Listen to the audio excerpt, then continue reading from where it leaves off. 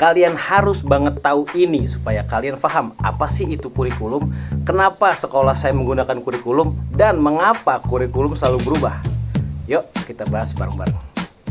Kurikulum pendidikan adalah seperangkat rencana pedoman yang dirancang untuk mengatur proses pembelajaran dan pengajaran di lembaga pendidikan seperti sekolah, perguruan tinggi, atau lembaga pendidikan lainnya. Tujuan dari kurikulum pendidikan adalah untuk memberikan arah dan struktur dalam penyampaian materi serta menetapkan standar pencapaian yang diharapkan oleh siswa dalam berbagai bidang pengetahuan dan keterampilan. Kurikulum pendidikan dapat mencakup berbagai aspek mulai dari mata pelajaran akademis seperti matematika, sains, dan bahasa hingga aspek pengembangan keterampilan sosial, emosional, dan keterampilan hidup. Kurikulum pendidikan biasanya disusun dan direvisi oleh para pakar pendidikan pemerintah dan stakeholder pendidikan lainnya untuk memastikan bahwa pendidikan yang diberikan sesuai dengan perkembangan terkini dalam bidang pendidikan dan kebutuhan masyarakat. Kurikulum yang baik dan efektif dapat membantu mempersiapkan siswa untuk menghadapi tantangan masa depan dan mencapai potensi mereka secara maksimal. Pergantian kurikulum pendidikan bisa disebabkan oleh berbagai faktor.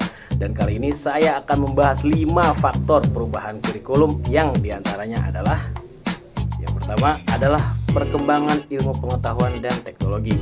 Seiring dengan perkembangan ilmu pengetahuan dan teknologi, terjadi kemajuan dalam pendekatan pembelajaran dan penemuan baru dalam berbagai bidang. Pergantian kurikulum dapat terjadi untuk memperbaharui materi pelajaran dan metode pembelajaran sehingga sesuai dengan perkembangan terbaru. Yang kedua adalah perubahan kebutuhan dan tuntutan masyarakat.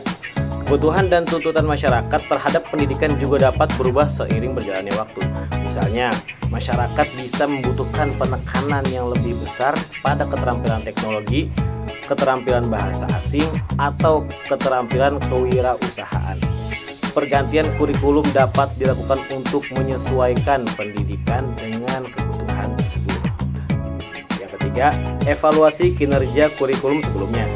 Evaluasi terhadap kurikulum yang ada dapat menunjukkan kelemahan atau kekurangan dalam pendekatan pembelajaran, materi pelajaran, atau metode evaluasi yang digunakan. Pergantian kurikulum bisa terjadi sebagai upaya untuk meningkatkan kualitas pendidikan dan efektivitas pembelajaran. Yang keempat adalah tuntutan globalisasi. Globalisasi mempercepat pertukaran informasi, ide, dan budaya antar negara. Kurikulum pendidikan mungkin perlu disesuaikan agar siswa dapat bersaing secara global dan memahami dinamika dunia yang semakin terhubung. Yang kelima adalah peningkatan inklusivitas dan keberagaman. Pendidikan yang inklusif dan beragam menjadi semakin penting dalam mengakomodasi kebutuhan siswa dari berbagai latar belakang dan kemampuan.